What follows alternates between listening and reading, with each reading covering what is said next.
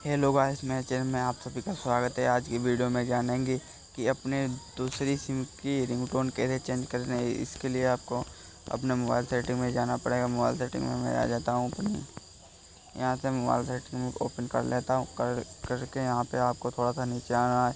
यहाँ पे लिखा होगा साउंड इस पर क्लिक कर लेना है। क्लिक करके यहाँ पे आपको थोड़ा सा नीचे आना है। नीचे आकर यहाँ पे आपको दिखेगा फ़ोन रिंगटोन सिम 2, इस पर क्लिक कर लेना है। क्लिक करके यहाँ से आप रिंगटोन चेंज कर सकते हैं।